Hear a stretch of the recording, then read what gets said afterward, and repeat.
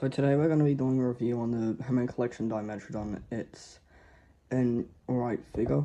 The head sculpt is not the best. The jaw does kind of muck it up because the teeth are not the best. The glass eye is tiny. You probably can't even tell that it's a glass eye. The design of the figure is alright. It's just most likely the exact same sculpt from the 2021 Dominion figures, from Mattel, but not as articulated. But it's alright, not the best. The neck's able to move up and down.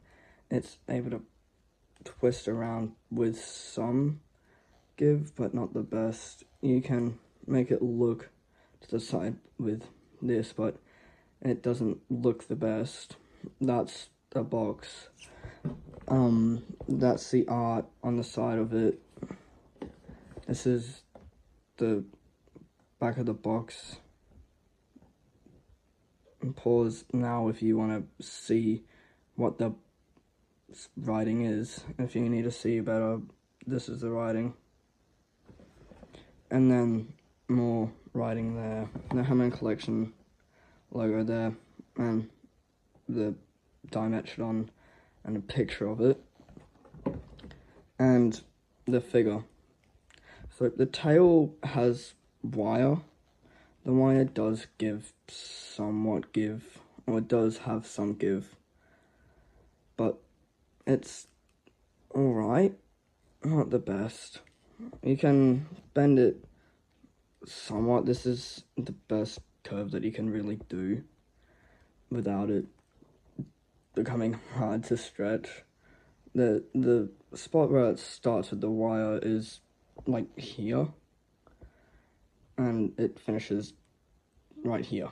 It's not that big of wire, so it's not the best for you to really use for posing, but I usually put the tail down like this and then the tail out like that, so then it looks like it's dragging its tail on the ground, but it usually keeps the actual figure standing up from its tail, which isn't the best, but this is usually the best that you can do with the dimetrodon, because honestly, if I have to be brutally true with it, it doesn't have the best sculpt.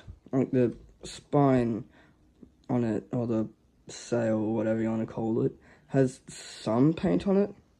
It's not the best. You can tell that it's molded separately with the transit line of where they super glued it on.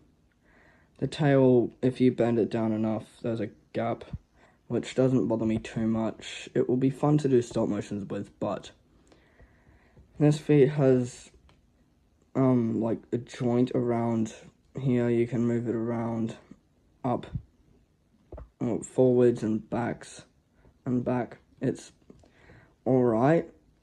It has some pause for you to use it for stop motion. There's some at the knee. It's really hard to move. There's of course some for the actual leg, but I usually keep it spread out like this for the back limbs, because it's the exact same for both of the back limbs. The only problem is the front limb. Yes, you can move it out forwards like that, but it doesn't look the best.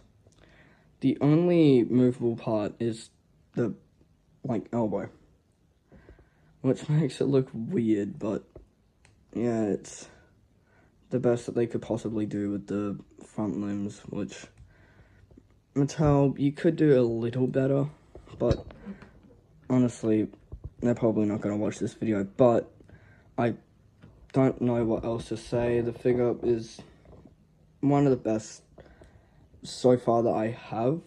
I have two others that I'm going to do reviews of soon, but if you want a figure and you want dimetrodon and you really like it, I will most likely get the Marco Makes new head sculpt, and I'll post a photo, or do a post of it with the new head and the paint job. But so far, it's a good figure. If you want it, if you need a Dimetrodon figure that looks good, and that's from the Jurassic franchise, definitely get this one instead of the mainline toy figures, because the mainline ones are not the best with the paint or the sculpt.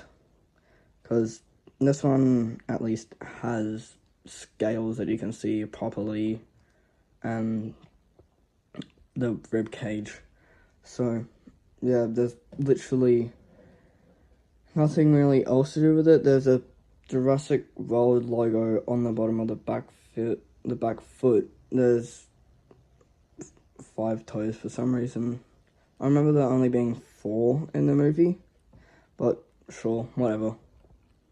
But it would be fun if they came with like a Alan Grant hat accessory, so then that could be a nod to Dominion when Alan Grant loses his hat, which is alright. But if I could give it a rating, I would at least give it like a, I don't know, 5 out of 10. It's one of the best small figures that you can get. I have the Velociraptor Blue that I will do a review of soon.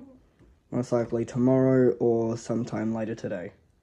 So, really, I think you should get this if you want a cool Dimetrodon figure that has good articulation and has better sculpt than the mainline figure, because, yeah, it's honestly funny to just hold it by the tail without the tail just having a random part of it muck around with it. And if you don't want a part that you can just pull out to have a scan code, you definitely want to get this figure. It's definitely better than the mainline figures. So I hope you liked the review. Please like, share, comment, and subscribe. You can do it if you want to. You don't have to, but it would be greatly appreciated, because I'm trying to reach 100k subs by 2026. So I hope you will have a fun rest of your day, and if you would have the kindness in your heart, please subscribe to get me closer to one of my life goals. Well, that's the review. See ya.